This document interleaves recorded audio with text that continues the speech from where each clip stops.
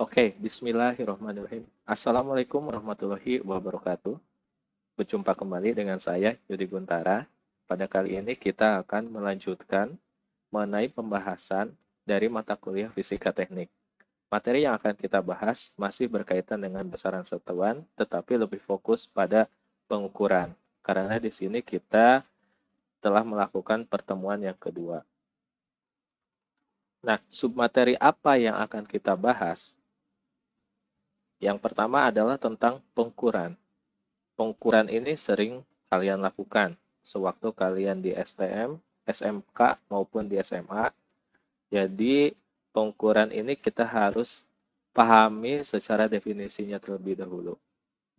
Jadi, pengukuran ini merupakan membandingkan suatu besaran dengan besaran standar.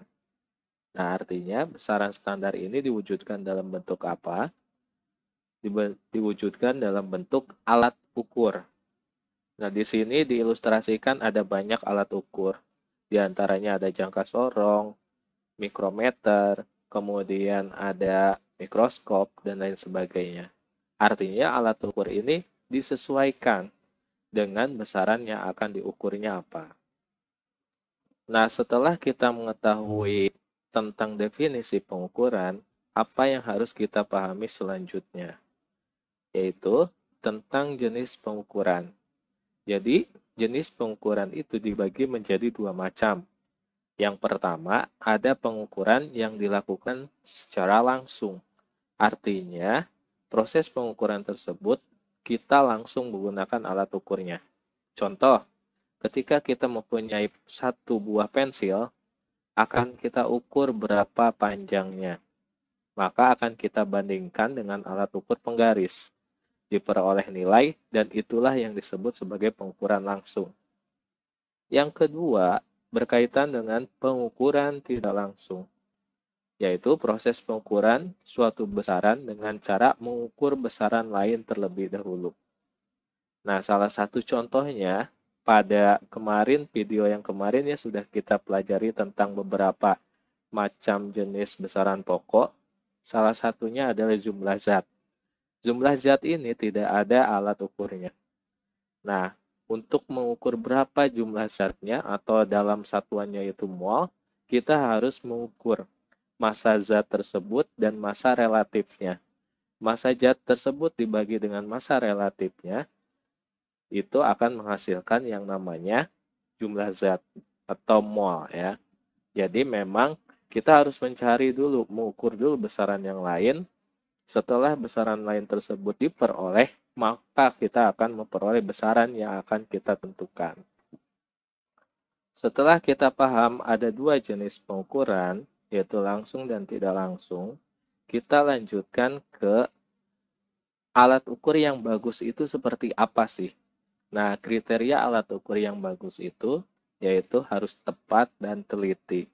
Kalau dalam bahasa Inggrisnya itu tepat berarti akurasinya, kemudian ketelitian berkaitan dengan presisinya atau precisionnya. Nah, di sini ada ilustrasi, dianggap misalkan anak panah yang menempel ke papan itu sebagai anak panahnya sebagai nilai hasil pengukuran kita. Nah, nilai tengahnya ini atau tanda yang di tengah papan ini menunjukkan bahwa itu nilai yang seharusnya. Itu nilai yang tepat. Kalau kita melakukan pengukuran, di sanalah nilai yang tepatnya.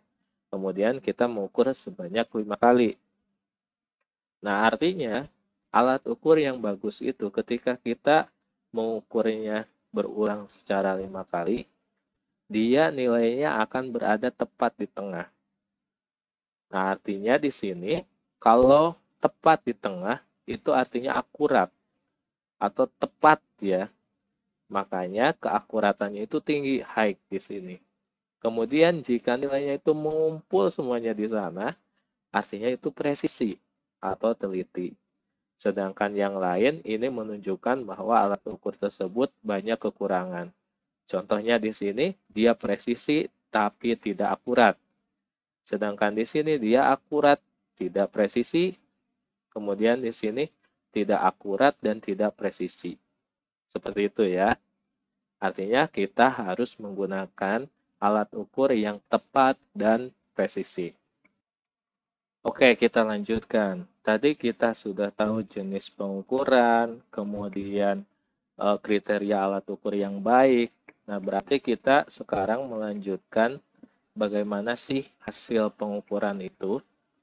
Nah, hasil pengukuran itu di sini diberikan contoh ada sebuah benda, kemudian diukur menggunakan penggaris.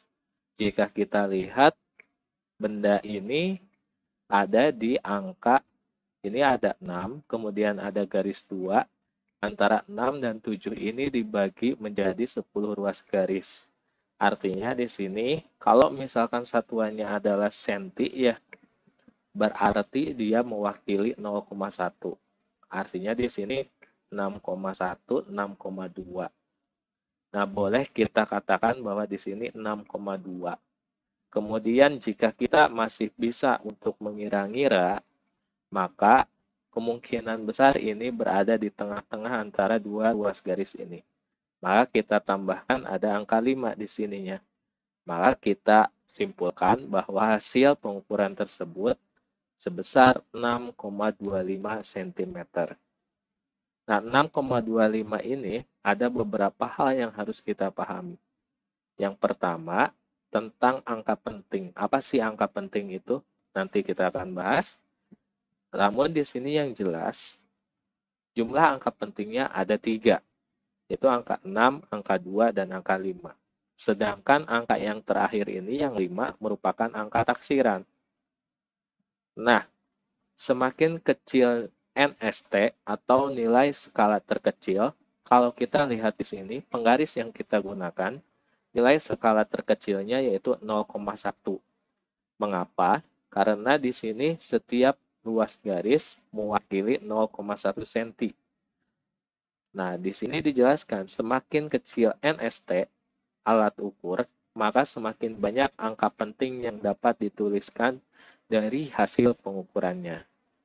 Mungkin dari kalimat ini kalian agak kurang mengerti, tetapi kita akan jelaskan lebih lanjut. Kembali, tadi kita akan bahas tentang angka penting dulu. Angka penting itu apa sih? Biasanya angka penting disingkat jadi AP, atau dalam bahasa Inggris disebutnya sebagai significant figure. Merupakan angka hasil pengukuran yang terdiri dari angka pasti dan angka taksiran. Nah, angka pasti itu apa? Angka pasti itu adalah angka yang diperoleh dari perhitungan skala alat ukur. Nah, di sini skalanya yang sudah jelas 6, 6,1, dan 6,2. Maka 6,2 ini merupakan angka pasti atau angka eksak.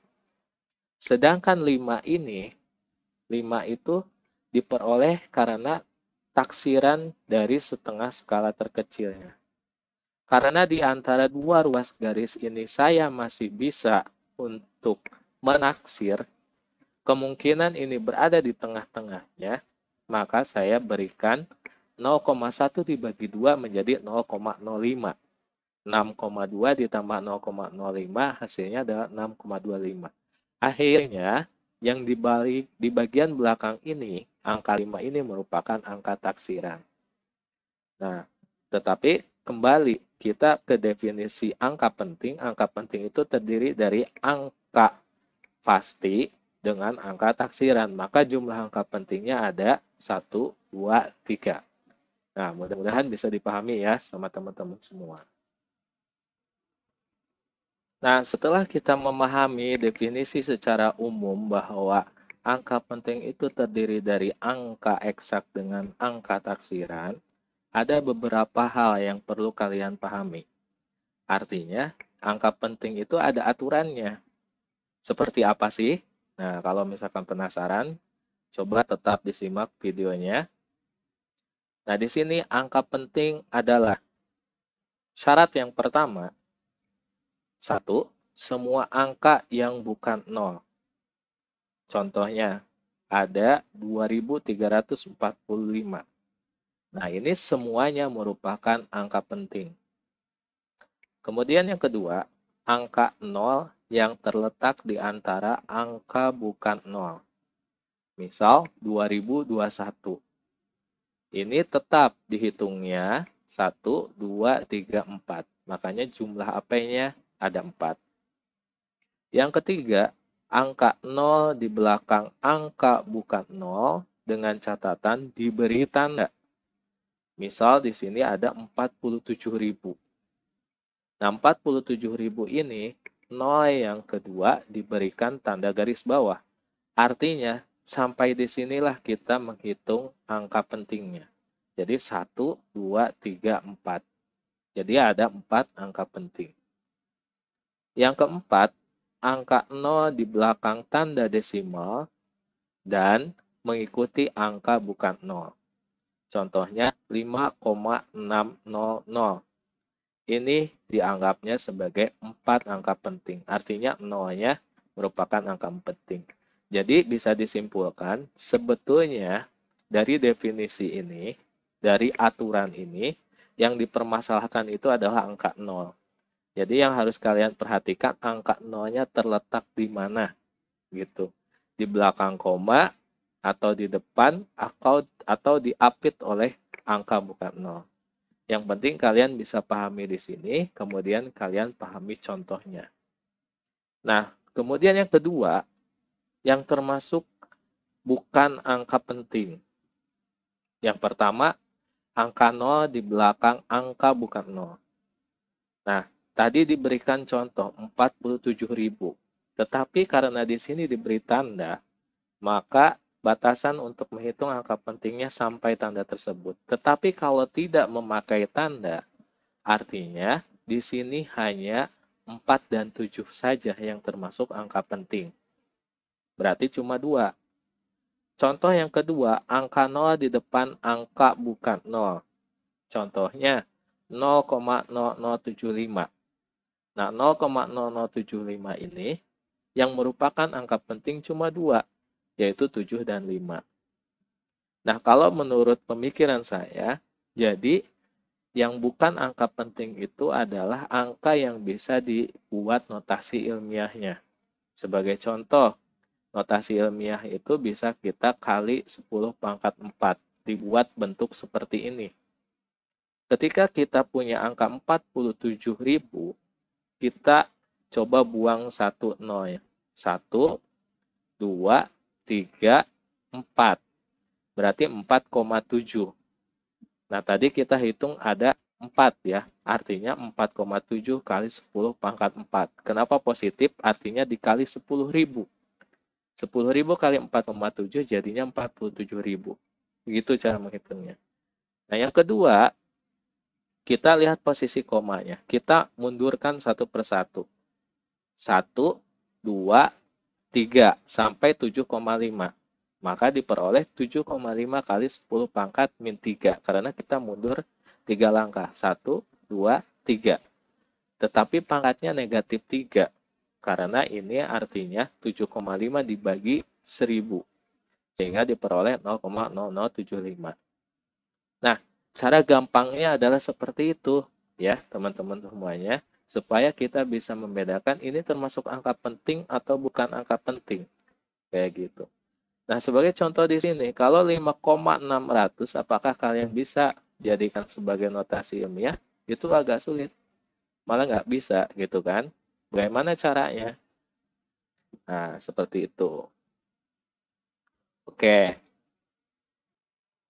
Nah, kesimpulannya, kalian harus pahami dari aturan-aturan ini. Baik itu angka penting maupun bukan angka penting. Jadi ingat, angka penting itu adalah angka yang bermakna. Jadi dalam hasil pengukuran, angka tersebut dipakai semuanya. Nah, setelah kalian mengetahui tentang angka penting ini atau significant figure, yang selanjutnya yang harus kalian pahami adalah tentang aturan pembulatan. Tetapi dengan catatan, aturan pembulatan ini berlaku di fisika. Ya. Yang pertama, jika angka akhir itu lebih dari 5, jadi di sini yang menjadi sebagai pemeran utamanya adalah angka 5. Jika angka akhir itu lebih dari 5, maka dibulatkan ke atas. Ini sudah lumrah. Contohnya 24,56. Kita butuh 3 angka penting. Sehingga kita bulatkan menjadi 24,6. Karena 6 di sini kita bulatkan ke depan, menyumbang satu angka 5 ini berubah jadi 6. Yang kedua, jika angka akhir itu kurang dari 5, maka dibulatkan ke bawah. Contoh yang ini juga, ketika kita menginginkan 3 angka penting saja, berarti kita tuliskan menjadi 24,5. Karena 4 ini di bawah 5. Nah, yang ini yang agak tidak lumrah menurut kalian mungkin ya, karena mungkin ketika kalian belajar di SD, SMP maupun sampai tingkatnya menengah atas, itu kebanyakan angka 5 tetap dibulatkan ke atas. Tetapi kalau dalam fisika itu tergantungnya apakah angka yang di depan angka 5-nya itu genap atau ganjil. Contoh, misal di sini 24,55. Ketika kita bulatkan menjadi 3 angka penting, karena di depan angka 5 ini angka 5 juga yang bentuknya ganjil, maka kita harus bulatkan ke atas. Sehingga menjadi genap akhirnya, 24,6. Sedangkan yang kedua contohnya 24,65. Karena angka 5 ini di depannya adalah angka genap, maka tetap nilainya yaitu 24,6. Oke, jadi yang perlu kalian perhatikan dengan seksama adalah contoh yang ketiga ini. Karena mungkin menurut kalian agak tidak lumrah ya pemakaian aturan ini. Oke, setelah mengetahui bagaimana aturan angka penting dan bukan angka penting, kemudian sekarang aturan pembulatan, maka yang akan kita lanjutkan adalah bagaimana sih kalau kita mengoperasikan dalam bentuk operasi matematika. Salah satu contohnya adalah penjumlahan dan pengurangan angka penting. Apakah sama seperti kita menjumlahkan matematika seperti biasa? Ternyata kalau dalam fisika itu agak berbeda, terutama ini berkaitan dengan hasil pengukuran. Contoh yang pertama tentang penjumlahan. Ingat bahwa tadi angka penting itu terdiri dari 2, angka eksak dan angka taksiran. Setiap yang ada di belakang itu dianggap sebagai angka taksiran. Misal diperoleh dari hasil pengukuran, kita ingin mengukur ada 2 buah benda, ingin disatukan. Nah, jumlah total ukuran panjangnya berapa sih? Misal pengukuran pertama diperoleh 23,56. Pengukuran yang kedua, benda yang kedua yang akan disambungkan ukurannya adalah 3,5. Untuk penjumlahannya itu seperti biasa, disesuaikan seperti aturan atau operasi matematika pada umumnya, sehingga angka 6 turun, 5 tambah 5, 10, tambah ini jadi 7, kemudian 2. Nah, karena di sini angka 6 adalah angka taksiran, kita beri tanda garis bawah. Kemudian di sini yang kedua, benda yang kedua ini ukurannya, yang angka 5 ini merupakan angka taksiran juga. Sehingga ini merupakan angka taksiran. Nah, hasilnya seharusnya dituliskan menjadi 27,1 cm. Kok bisa? Karena hanya boleh mengandung satu angka taksiran saja. Jadi, kita lihat di sini, yang angka taksirannya, di sini karena dijumlahkan angka taksirannya ada 2, kita harus kita bulatkan supaya jadi satu angka taksiran saja. Karena di sini kita lihat tadi aturan pembulatan ini di atas 5, sehingga kita bulatkan ke sini jadi 1. Begitupun untuk pengurangan. Untuk pengurangan angka penting sama seperti penjumlahan, kita turunkan, kita kurangi, karena di sini ini angka taksiran, artinya angka taksirannya menjadi 2. Hasilnya seharusnya adalah 20,1 cm. Begitu ya. Berarti hanya boleh mengandung satu angka taksiran. Jadi untuk masalah penjumlahan dan pengurangan is no problem. Sehingga kita tinggal mengetahui bahwa aturannya hanya boleh mengandung satu angka taksiran saja. Gitu ya. Setelah penjumlahan dan pengurangan, berarti kita lanjut ke perkalian dan pembagian angka penting. Bagaimana aturannya? Di sini saya berikan contoh untuk perkalian. Nah, untuk perkalian ini, misal yang pertama ada ukuran 1,75. Di sini 3,5. Nah, kemudian ini kita kalikan. Ini perkaliannya seperti biasa saja ya. Nah, kemudian setelah kita kalikan diperoleh nilai 6,125. Nah, 6,125 ini, misal kita anggap ini satuannya itu cm dan ini faktor pengali ya, sehingga satuannya tetap cm. Kalau misalkan ini kita mau mencari luas, ini cm boleh. Berarti di sini jadi cm kuadrat. Di sini yang saya tekankan adalah berkaitan dalam cara operasinya dan cara penulisan hasil akhirnya. Nah, setelah dihitung, ternyata diperoleh 6,125. Hasilnya harusnya 6,1. Kok bisa? Jadi yang harus kita lihat adalah ketika kita kalikan antara dua angka penting ini, manakah yang jumlah angka pentingnya paling sedikit?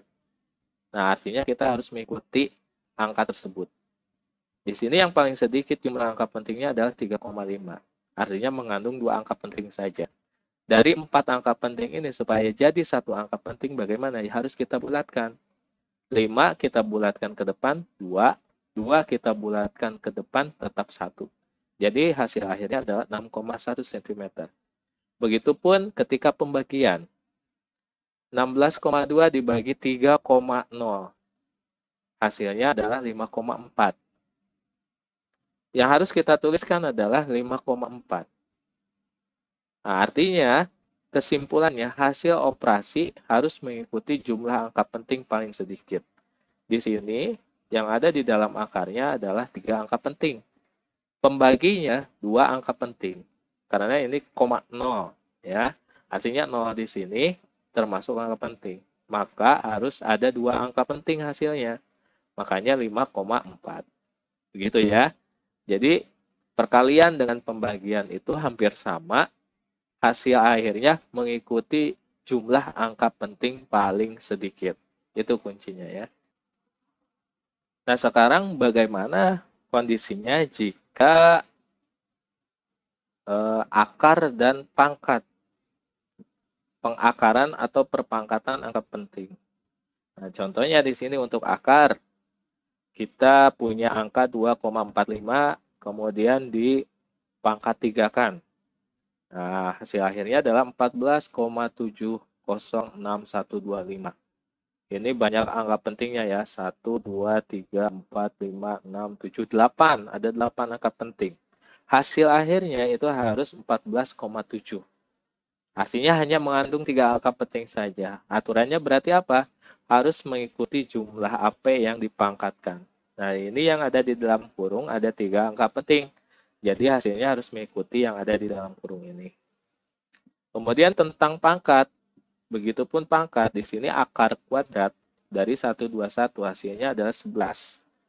Namun, karena yang ada di dalam akar ini jumlahnya ada 3 angka penting, maka hasilnya harus mengikuti. Bagaimana caranya supaya 11 ini menjadi 3 angka penting? Ya tinggal kita tambahkan 0 saja. Tetapi pakai koma. Jadi 11,0. Berarti ini berubah jadi 3 angka penting. Nah, setelah kita mengetahui tentang pengoperasian angka penting, sebetulnya hal tersebut sangat diperlukan ketika kita akan melakukan pengukuran. Artinya, ketika kita mau melakukan pengukuran, sudah ada alat ukurnya, kemudian kita peroleh hasilnya, kemudian kita operasikan. Kalau misalkan kita ingin menurunkan menjadi besaran turunan, artinya kan ada operasi matematika yang harus digunakan. Contohnya, ketika kita ingin mengukur sebuah volume benda, artinya volume benda yang teratur seperti balok, berarti kita harus mengukur panjangnya berapa, lebarnya berapa, tingginya berapa. Mau tidak mau, kalian harus melakukan yang namanya operasi angka penting. Kalau misal kita untuk mengukur volume tadi, berarti kita harus melakukan perkalian angka penting dan lain sebagainya. Nah, Untuk selanjutnya yang akan kita bahas, ketika kita melakukan pengukuran, ada beberapa ketidakpastian atau kesalahan yang mungkin bisa terjadi, ya. Ada salah satunya yaitu ketidakpastian bersistem. Sumber-sumbernya apa sih tentang kesalahan bersistem ini? Jadi kesalahan bersistem ini sebetulnya bisa diminimalkan atau bisa diminimalisir oleh kita sendiri. Beberapa sumbernya diantaranya adalah kesalahan kalibrasi alat. Jadi ada beberapa alat yang harus kita kalibrasi terlebih dahulu atau dinolkan terlebih dahulu. Ya, salah satu contohnya kalau misalkan kalian sudah pernah memegang multimeter digital maupun multimeter analog, kebanyakan analog ya, jarumnya itu kadang-kadang tidak tepat di angka 0 ketika kita akan melakukan pengukuran. Makanya kita harus nolkan terlebih dahulu supaya nanti hasil pengukurannya memang tepat. Kemudian kesalahan titik 0. Ya, salah satu contohnya seperti tadi juga, multimeter analog kadang-kadang kalau kita salah menyambungkan kutubnya ya, kadang-kadang kan jeglek ke kiri yang akhirnya akan berbenturan dengan si batasnya, akan menyebabkan kesalahan titik 0. Kemudian kerusakan komponen alat. Yang ini bisa terjadi jika setelah melakukan pengukuran itu tidak dirawat atau kita dalam hal mengukurnya itu ada beberapa kesalahan. Salah satunya adalah pegas yang telah lama dipakai sehingga menjadi tidak elastis lagi. Jadi contohnya adalah neraca untuk menimbang karena lama-kelamaan jadi aus, dia pegasnya tidak balik lagi. Nah, kemudian bisa juga karena gesekan, kemudian karena kesalahan paralaks. Kesalahan paralaks ini adalah kesalahan dalam melihat skala ukur. Ketika kita melihat penggaris, kemudian kita melihat ujung dari suatu benda yang akan kita ukur, apakah posisi kita ketika melihat itu tegak lurus, agak miring ke kanan atau agak miring ke kiri. Itu akan menyebabkan kesalahan paralaks namanya, kesalahan pembacaan. Kemudian yang keenam adalah kesalahan karena keadaan saat bekerja. Kondisi alat pada saat dikalibrasi berbeda dengan kondisi pada saat alat bekerja. Artinya tidak sesuai ketika dinolkan dan ketika mau dilakukan pengukuran itu ada perubahan. Nah, kesalahan yang terakhir yaitu kesalahan acak. Nah, kesalahan ini bersumber dari gejala yang tidak mungkin dikendalikan oleh kita. Ya, artinya tidak mudah untuk diatasi. Di antaranya ketidakpastian menaksir bagian skala, kemudian keadaan yang fluktuatif ketika kita mau mengukur suhu ruangan kadang-kadang kan naik turun ya, atau ketika kita akan mengukur arus AC itu kadang-kadang kan suka goyang-goyang, kemudian gerak acak atau gerak Brown dari molekul-molekul udara karena udara itu tidak pernah diam kondisinya, kemudian landasan yang bergetar. Selanjutnya yaitu bising atau noise ketika kita ingin mengukur suara knalpot misalkan ya, berapa desibel. Nah, kadang-kadang kan bisa tercampur dari suara lingkungan yang ada di sekitarnya, akhirnya kita tidak bisa mengukur secara presisi gitu, secara akurat. Kemudian bisa juga karena radiasi dari latar belakang. Oke. Nah, kurang lebih untuk video kali ini saya cukupkan sekian. Di antaranya tadi sudah ada beberapa hal yang berkaitan dengan dasar-dasar kita akan melakukan pengukuran, setelah hasilnya diperoleh, apa yang harus kita lakukan, bagaimana cara mengoperasikannya, bagaimana cara meminimalisir apabila terjadi kesalahan pengukuran. Nah, video selanjutnya yang akan kita lihat adalah atau yang akan kita pelajari berkaitan dengan beberapa jenis alat ukur dan bagaimana cara untuk mengukurnya. Oke, sampai jumpa lagi di video selanjutnya. Terima kasih.